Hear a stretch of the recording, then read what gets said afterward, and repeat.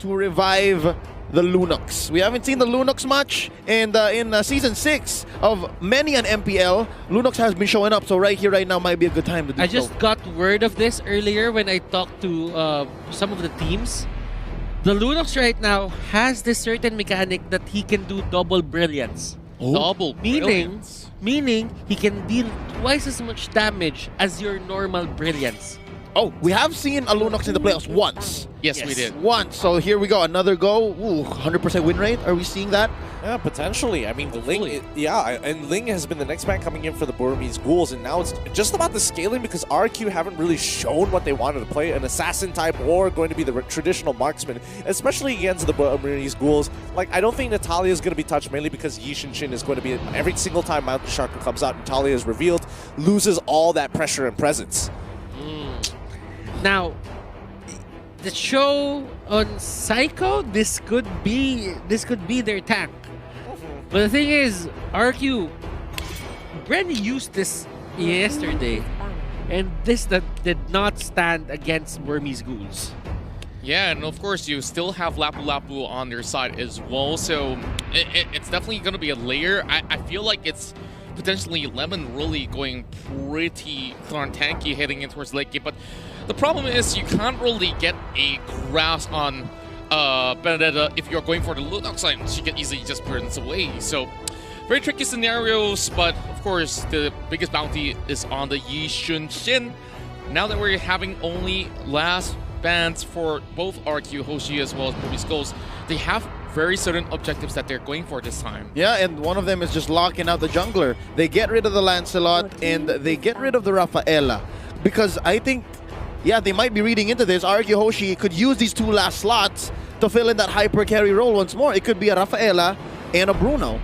Yeah, and they've done it before. They've shown it that they are capable of doing it yesterday, and Burmese Ghouls need to shut it down, and that's exactly what they're going to focus on. RRQ, on the other hand, now the question is, do they want to kind of give away this Natalia? I mean, Burmese Ghouls, they still don't necessarily have a support, and there's still plenty of space for Natalia to actually fit inside the composition. There are a lot of red flags for the side of RRQ HOSHI that they want to go for the hyper carry, especially that that fourth ban on Kaja. It really just says a lot about what they're planning, and now the Chang-O, you do not want to have that Lunox Chang-O combination for the side of Burmese Ghouls. That is a hard defense to break.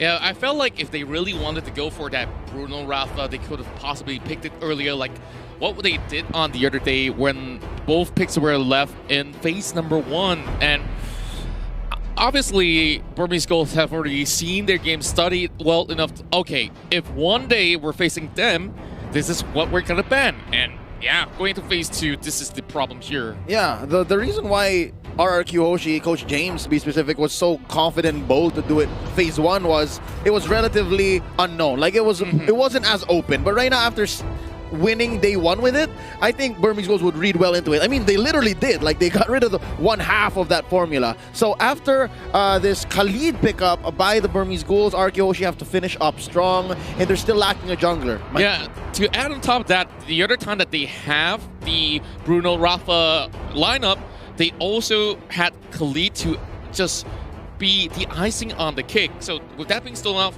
obviously it's going to be something that's extremely different. Yeah.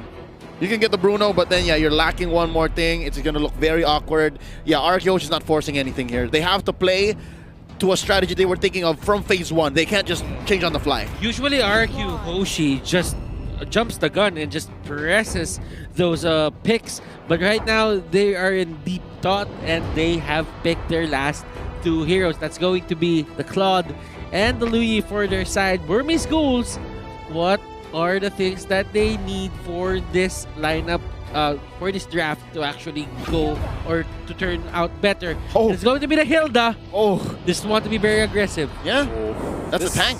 This is tough because, I mean, even in Hilda in a lineup that RRQ HOSHI has as of right now can easily be punished here. Like, level 1, she's not really going to get too much, especially with the Cho on their side. And if Cho is going, it really depends on who is going in towards the side lane. Is it the Sylvana? Is it the Cho? And I'm pretty sure that it's going to be the Sylvana, and the Cho's just going to be rotating across the map. Or it could be the other way around. Who knows? But Hilda might not get a lot of value. Yeah, but the thing is, Gideon, right now, and in other tournaments as well, there's this Khalid and Hilda setup that goes into the jungle, and they try to push out marksmen jungles like Claude. That could be the game plan here for the side of Burmese Ghouls.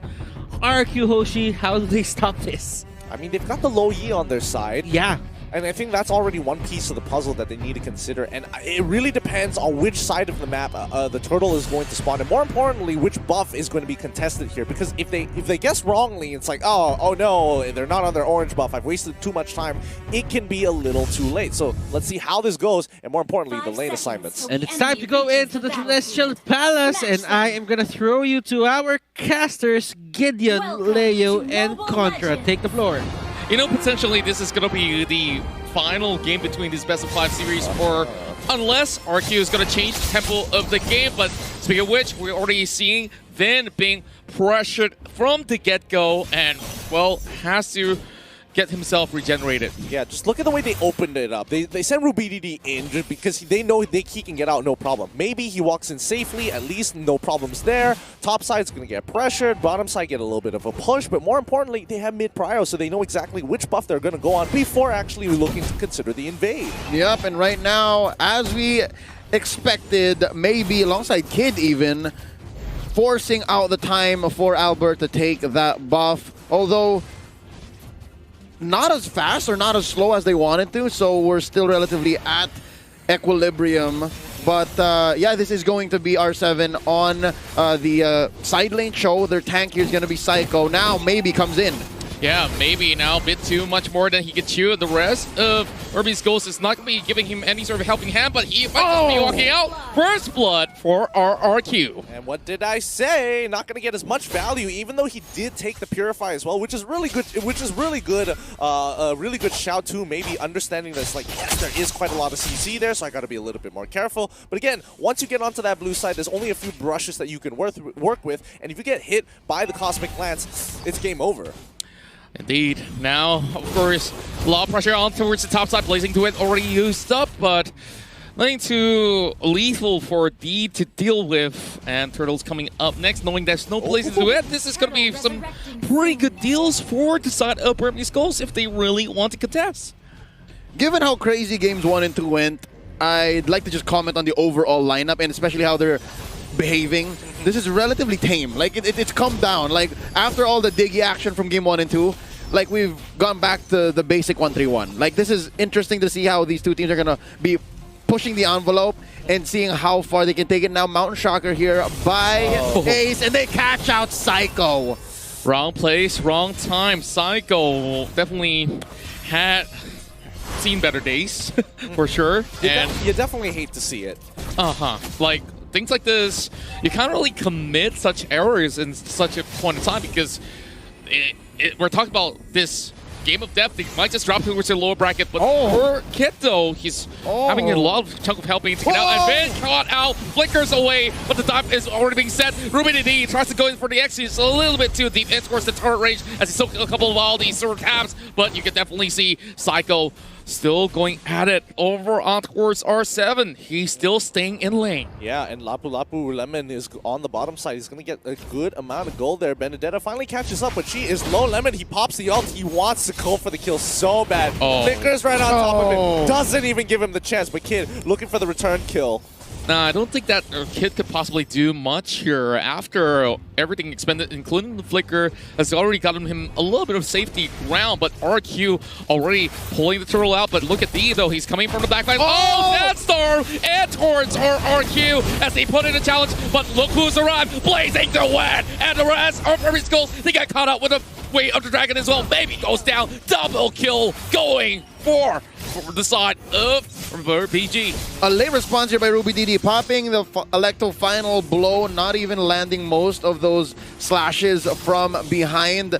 Gotta note, I think RubyDD, this is a good call to actually rotate and leave bottom lane because Lemon's doing something right there because I think RubyDD should have the advantage. He has the high-end dry, he has the whole kit of Benedetta, and against Lapu Lapu, you should be winning more fights than you're losing, so I don't understand. Yeah. So now I get why he went up here. This might be greener pastures. Yeah, speaking of which, here, R7 obviously will have to just give a little bit of the sort of goal away, and Flicker being popped up. Oh, close one. Not in range of the darkness, but down on, the greener pastures here, D is taking quite a beating, and the Sandstorm Guardian, Quicksand Guard is not going to be enough to take it out, and RRQ going to profit off of this, while BG up on top of the top side is going to be trading 1-for-1. It's a mirror. It's a mirror. A little faster on RRQ, though. Oh, sorry, I'm a little faster on Burmese Ghouls, but the gold lead is still very significant, about 1,500 here for RRQ in about 5 minutes time. Yeah, and we've already got 4 kills on Albert. Unless if they can shut him down right now, then maybe it might just be a little bit of even terms, but we definitely see that they need to actually get Ace back up ahead. And speaking of Ace here, he gets caught by Psycho, and he gets bursted down by Sylvana with great Imperial Justice. Wow, that was really smart. Vin sets it up and, oh wait, hold on, it's not over. Maybe he might be in a little bit of trouble and makes sure that he shows his recall. Can't catch me, but yeah, smart stuff. Oh no, RubyDD gets caught out after the Electro final blow. Still catches quite a few bullets from Albert here, and underneath the turret, that's Burmese Ghouls losing this fight, even on their home turf. Kid couldn't take down Lemon. That's 2 for none.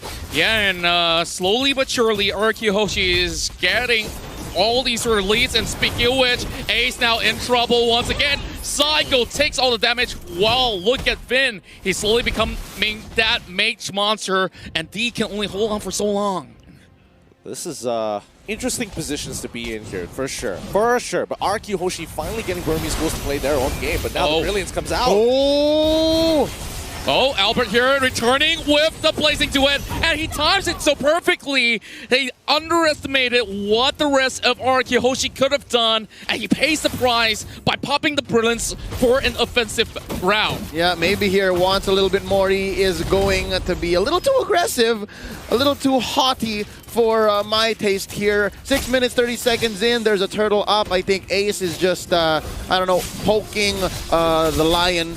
Might get bitten here. Real quick, I think an item check would be in the right timing, because after that turtle take, we're sitting at a close to 4K deficit behind for Burmese Ghouls. Albert already has the Demon Hunter sword. He already has his machete, and I'm pretty sure that's next going to be a golden staff. This is pretty huge, but now RubyDD caught in the Imperial Justice is a full-on fight. Yeah, this is not looking all too good. They get 1 free pick, but R7 is just going to be walking on top of maybe and says, oh, there's not going to be any threat. I'm just going to take this free turret. Okay, great work. And there's nothing that Burmese Ghouls can actually gain out of, but they're already setting up shop here. Lemon goes in to dive on towards maybe once again. As you can see, Kid does all that he can just to take Lemon, but it's been costing a lot. Mountling Shocker now spots out the rest of RRQ, but over the mid side, D goes down. They want to get some more Brilliance. Comes out perfectly. Great dodge, but that's not going to be when the Blazing Duet comes through. Rotations to try to slow it down, but it's not going to be enough. It's going to be a full-on chase coming in for the Burmese Ghouls. They can't finish. Oh, finally one for RubyDD. And from the back, a little too deep. Nice knockup by R7. That's going to be Ace trying to run away. That Yusen Shin survives. And up front, it's RubyDD dancing. Albert finally ends it. 3 for 2 is the final tally. Somebody's got to stop Albert, and as much as they try to do that, RubyDD has expended everything he can. Electo, you name it. Like, they can't get a grasp on towards this really slippery clod. And, for Lemon as well as R7, they say, okay, it's worth it to just buy a little bit more of the attention heading in towards the tier 2 over the mid side. And well, call for that sort of the exchange. Now 15 seconds towards the next objective here. Can Burmese Ghouls contest? Well, to be fair, there is no lock on Burmese Ghouls, right? It's only maybe. Maybe has to hit him with the 2 over and over again, and then that's it. D, it's a huge ult that you catch, but hold up. Way of the Dragon. Way of the Dragon has been expanded here. Mountling Shocker as well, as they force a way to go on a retreat. But Lemon wants this fight. He's going right in, tries to look for Kid, but you can see Psycho jumps right in, tries to get him with the Imperial Justice, locks him down as R7 gets the kill. The next one will be D as he tries to run for his life, but now all he can do is just to hold on to the rest of the members of RRQ, and the rest of Burmese Ghouls get a little bit of breathing space to retreat. They have to breathe now. They finally get to breathe, but Albert, he is just absolutely gigantic here. He's got 7 kills under his belt, level 13 in comparison to Kid, who's only level 8, and not to mention that Ace only level 12 here. Like, Ace really needs to make a play, but Psycho, he's going to find the first catch, but I don't think they're able to capitalize on it just yet, and this is what they've been doing between Psycho and Vin. Vin has been sending Psycho into these really awkward positions, and if the Burmese get caught out, that's when Psycho jumps on and the rest of RRQ pounces. Yep, that's the fanciest face check I've ever seen. You had to use the diversion just to see, is anyone there? You could have walked it, but here's another one, obviously. I think the fact that Vin and the Psycho have been pulling this off means Mountain Shocker's not enough. There needs to be more vision. There needs to be a little bit more information outside the Burmese Ghouls to get back here and to give Ace more space. But right now, it's looking like RRQ HOSHI's owning the map. They are ahead about 7,000 gold. For the first time in this best of 5, RRQ HOSHI is obviously in the lead now. Wave the Dragon on to D. Yeah, and it seems like they do miss the Sandstorm right there, but RubyDD is going to be caught out by the Blazing Duet. Going to help the Benedetta as he goes legendary, but maybe now, just fall back for the moment. And like you said, they can always go in for the backdoor divergence out there, and maybe has pulled in the attention way too much. Psycho catches him off. Yeah, it looks like RRQ have adapted well. They're forcing the Burmese Ghouls to play their game, a very traditional, very classic style here. They have to kind of get some pressure on towards the side lanes, but again, the macro coming up from RRQ in the lead. They have huge with the Blazing Duet as they take out one, and now go for the second. Wow, Ooh. great dance down to land on top of members of the side of HOSHI, and Electro has been popped up on top of Lemon as he flickers away, but he does not escape from the grasp of the Benedetta. RubyDD, as when she gets one, the mid lane now exposed, but at least Burmese Ghouls, they finally catch a couple of members of RRQ. Good news and bad news. Good is they shut down Albert. Bad news is they lost all of their out of the base turrets. They only have inhibitors left, so the rest of the map is open. It's going to be hard to go for Lord contest. It's going to be hard to go for wave clear. It's going to be hard to even get your own buffs. So slowly but surely, I think the Burmese Ghouls here are going to want to make sure that they take what they can while Albert is out. But hold up, that's a cancel diversion. In goes Psycho. Oh, Psycho tries to actually goes in for the Lord Steal attempt, but here comes Vin as well. He's catching on towards Kid, but it's not enough. Brilliant's being popped. He's going to be safe. Burmese Ghouls, they do get the Lord. Big news for the Myanmar side as they do have to play the Spur, and they are preparing for a comeback. Vin was trying to do his very best to try to chunk out the main damage dealer, going to be Kid and Ace on their side of the map, but I think overall, very desperate attempt. He probably should have played a little bit towards the back line, waited for R7, and maybe could have potentially baited Burmese Ghouls into a fight that they weren't expecting to get that pick. However, now that that is done, Lord is going to be knocking on their door, and let's see how Burmese Ghouls maximize their goal, because this was their comeback mechanic. Yeah, it's reminiscent of game number 1 where, you know, once they get that Lord, they will be able to just get a lot more of that macro pressure going on. And speaking of macro pressure, you look at RubyDD all the way up towards the mid side. He uses the Electo, not really the direction that he could possibly get any sort of a way to escape, but the Lord already knocking on towards the top side here, and it seems like they will be able to save it.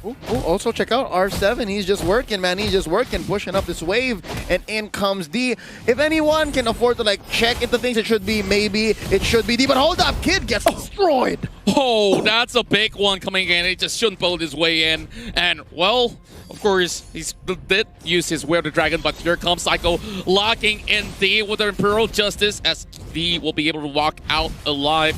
But the rest of the members of BG, they're focusing their attention on a split 2-2 as the other members just trying to see whether or not will they just dive right in. I think RubyDD should take care of himself more. Again, that whole defense that turned into the Albert shutdown and eventually into the Lord was only because RubyDD performed. RubyDD did so well, and I think if they can protect him a little more and again tell him not to go too deep, maybe 1 or 2 more team fights that go that way, then yeah, Burmese Ghouls can reclaim the map. But right now, if there's another pick off on RubyDD, RRQ is looking at a quick finish after that. Yeah, and I think I would totally agree with you there, Leo, because again, RRQ, they've got the better front-to-front combat system against Burmese Ghouls. Burmese Ghouls need to get in towards that backside. They need to take out Albert. Albert is gigantic, and he's going to be so hard to catch. He's 8-1 unless he makes a mistake with his Blazing Duet, which he doesn't necessarily even need most of the fights. Yeah, you can already see RRQ HOSHI is on an automation mode itself. Like, they're so comfortable with this recent meta, and R7 could definitely buy as much time as he wants from all these sort of side lanes, do exactly what RRQ HOSHI does best, you know, just pressure from both left and the right wing, and now Vin also gets his big purchases. You know what? I'd like to add to what you just said. Comfortable in this current meta. I'd like to think they're pushing the meta. Save for that whole Diggy thing, like that's a Burmese thing. But for our RQ here, James, they've also shown us quite a bit of what they're capable of when they're trying to get creative. But right now, this is just bread and butter. Gotta point out as well, the unsung hero here, Vin. A lot of these engages, a lot of these team fights, a lot of these free pickoffs would not happen without Vin. That's right, and of course, very fair point right there. And I definitely think that Vin has been able to actually go in to just set up a great sort of engagement opportunity for the side of RRQ alongside with Psycho, and you can evidently see like easily he managed to just participate in 16 of these fights. Ooh. I think they need to just slow it down. I mean, like, RRQ HOSHI is just literally waiting for the Lord to come up, have their win conditions at hand, and this is their last push. If Burmese Ghouls is able to defend it, then the gold is not going to matter, and this game is going to drag on until Kingdom Come, until somebody makes that mistake. And right now, R7, he's actually quite a force to be reckoned with, especially when he has Hydra in a 1v1 lane against RubyDD, who has a slight advantage only because of the battle spell. Oh, speaking of which, this is where the Waiter Dragon will connect towards RubyDD, and in this 1v1, you can obviously see who exactly is winning the trades, as he will call for this to be breaking off. And with the Lord already being out there, RRQ HOSHI is having Albert just pulling the Lord out while the rest of Burmese Ghouls, they're arriving towards the scene, and they does get a catch right here. But Lemon, he's really getting all the attention that they need for Albert to come right in for the Blazing Duet. The rest of the members of Burmese Ghouls, they're shredded down as they melt like butter. But Ace, they do get out of this one with a slither help, and D, he cannot really hold off for this defense. Yeah, this is what I was talking about. Like, RubyDD is such a big part of this fight, and the fact that R7 just isolated him and now might take him out is such a big deal. Nice use of Sword Intent to run away. Another free dash here for our Benedetta. RubyDD, oh, he goes on for miles. This is a marathon for his life, and R7, he's not going to give up. He knows you're still there. Nice use of Electro Final Blow, going to be clearing the wave. Lord taken out off camera. Quick solo there by Albert, and this could go forever, and there's the knockout. Yeah. At the end of the day, RubyDD did his job, and that is, oh, we're losing the fight, clear the waves. You have no way to really pressure us until the Lord is up. And now that, you know, Lord is down, that might, you know, change things just a little bit, but it buys enough time for the Burmese Ghouls to prepare for it. Okay, we're back off of our cooldowns, we're back alive in our base, and we can actually defend this properly. If I really could just honor an MVP right now, like you said, it's R7, because he really pulled the entirety of the attention of RubyDD up to the point that, yeah, you might just go in for the split push, but if you can't get anywhere near the Lord, like they were attempting Lord, and they know that, okay, doesn't matter, this Benedetta is already on the last of health, and you can just keep him there for a long time. But here comes the dive, and Psycho is trying to go in for the setup. Yeah, he wants to go for a little bit more, but Lord, they're playing this slow. They're not looking to get those fights. They're saying, hey, give them the inhibitors. As long as we can get rid of this Lord, we have a great opportunity. Mid is going to be the next target here, but when is the fight going to start? And speaking of which here, this might just be the end of it all if they don't take out the Lord.